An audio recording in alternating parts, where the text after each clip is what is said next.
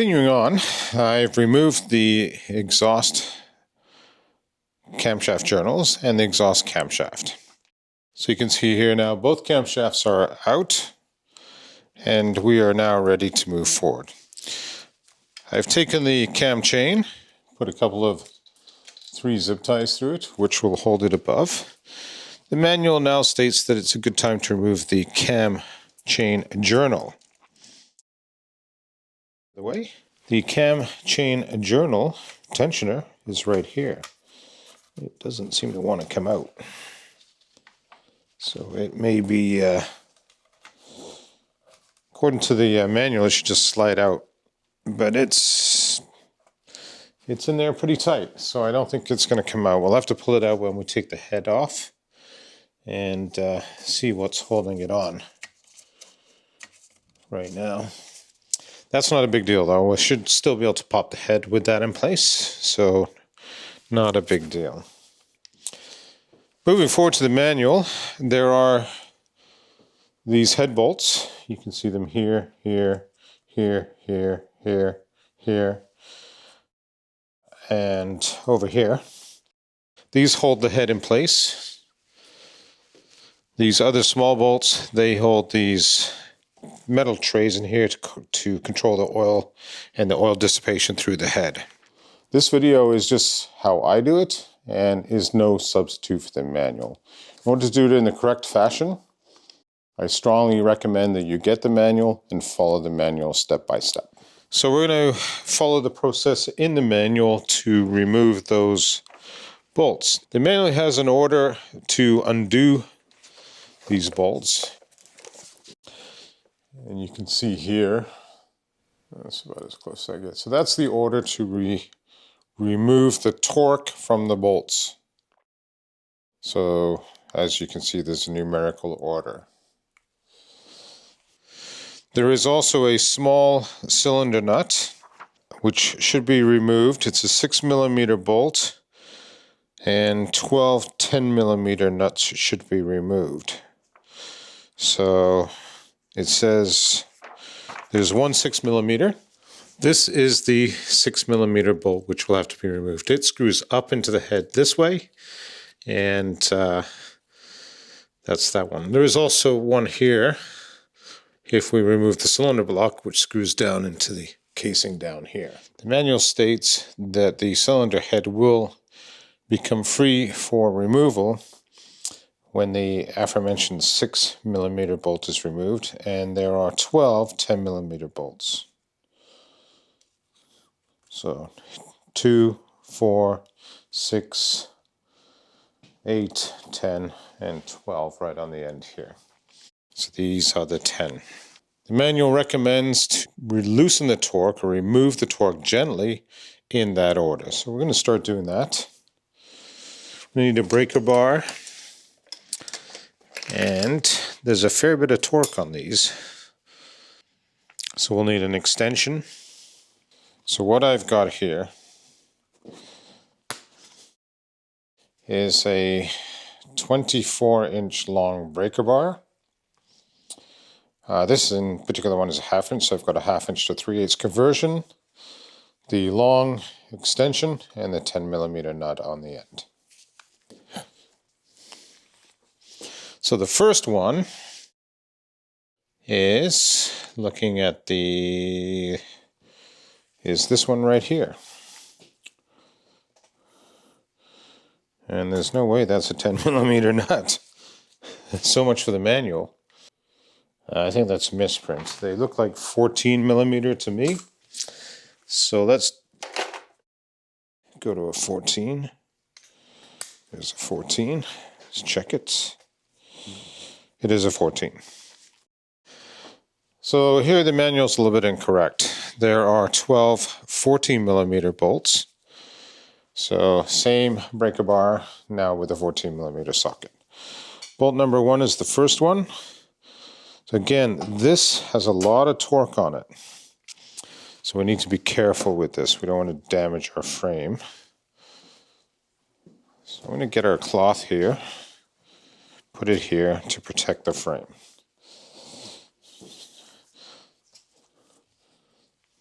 So I'm holding the socket down at the pointed pivot so it doesn't move around.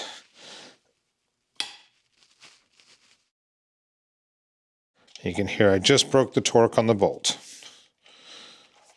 So that's number one. The next one is further up at the intake side. Is this one right here. This is the number 2 bolt. And you can see, if you look closely, I'll see if I can zoom in for you. You can see here, there is a number 2 there. So they are actually numbered in the correct order. So we'll put the 14mm socket on it. We're going to hold it in the proper spot, push down.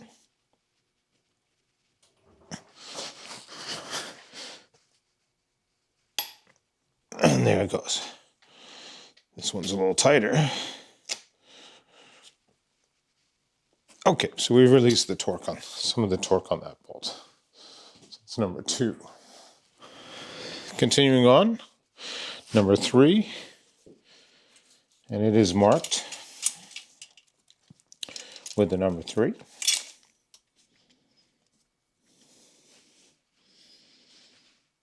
Actually, it's not, but this is number 3. Socket in, nice and tight.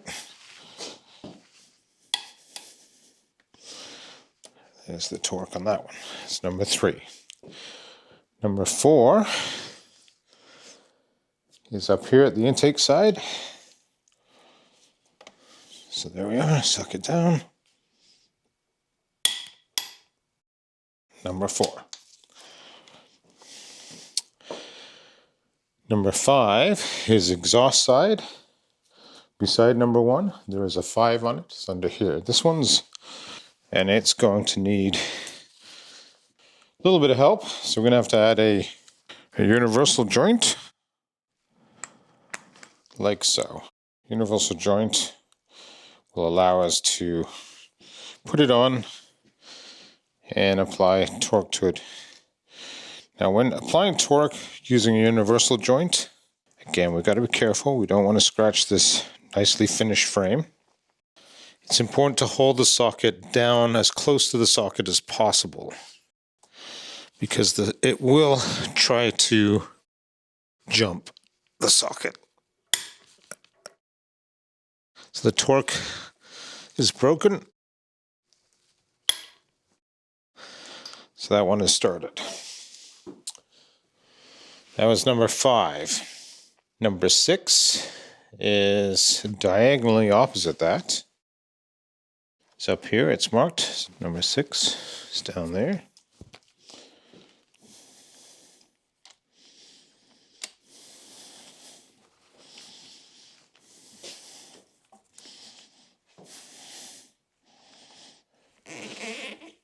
There we go, number 6.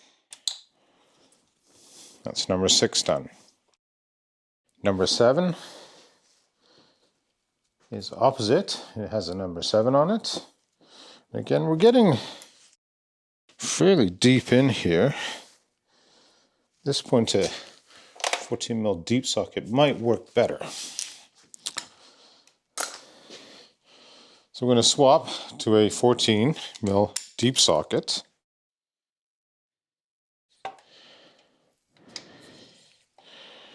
That allows me to apply the torque like this. So breaker bar is going in. You can see the tip of it is actually just right here. So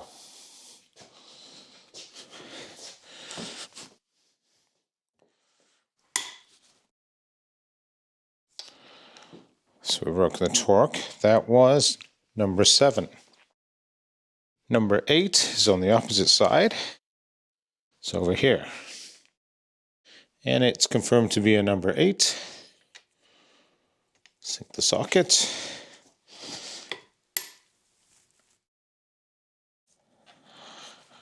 Now it's important you do this by hand. An impact wrench would just power it off and would result in wildly differing amounts of torque still being on the head and would probably warp your head.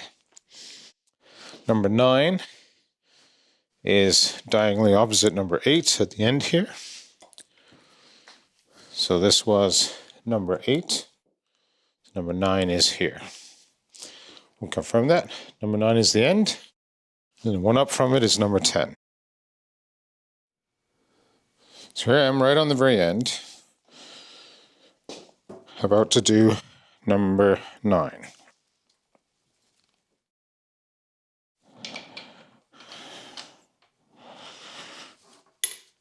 There goes number 9. This is number 10. And there goes number 10. 11 is exhaust on the far end over here. So this end is number 11. It's number 11. And lastly, number 12. That's the order. The next thing I'm going to do is, again, begin reducing the torque on them further, following the numerical order as indicated.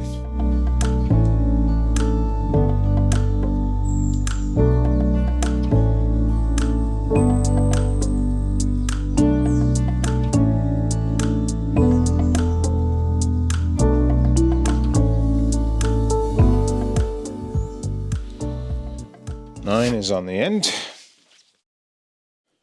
and 10.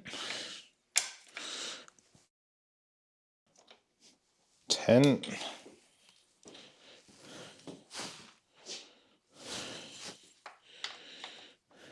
11. 12. These are now loose. What my plan is, remove these nuts, let the cylinder head decompress for a little bit of time, and then begin taking it off.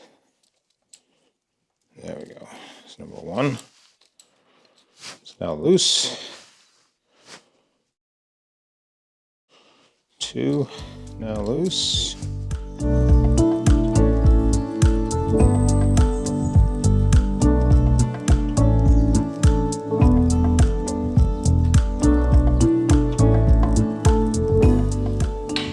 11 is loose, and 12 is loose. Okay folks, the head is out. I wrapped it in this blanket so it wouldn't damage the frame. So here it is. Head is out. You can see that's what it looks like. It's quite heavy, surprisingly heavy, with the valves and everything still on it. Here's the underside. And again, all the different valves and cylinders. 16 valve engine, 4 valves per cylinder. So that's how you remove the cylinder head from a 1988 GSX-R1100. I'm going to set this down. Here you can see the cylinders. 1, 2, 3, and 4. They look to be in very good condition, a little bit of carbon buildup. This is a cylinder head gasket here. This will have to be replaced. You cannot reuse this gasket. It has raised areas that crush during the installation, so it can't be reused. You have to reorder a new one of those. It is a metal gasket. This is the cam chain tensioner, and the cam chain sitting here. Next, we're going to check the cylinder head for flatness to see if it'll need to be planed or not. Hopefully, if we took it out correctly, it shouldn't need to be planed. So next episode, we will be working on the head, lapping the valves, and getting it ready to reinstall. I'd like to thank you for watching this. Hope you enjoyed it. And again, I recommend getting the manual. This video is how I chose to do it. It is no substitute for the manual. So get the manual, do it correctly, and you'll save yourself a lot of aggravation.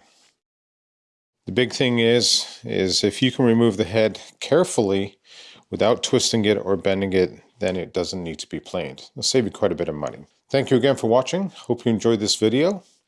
and we'll see you in the next.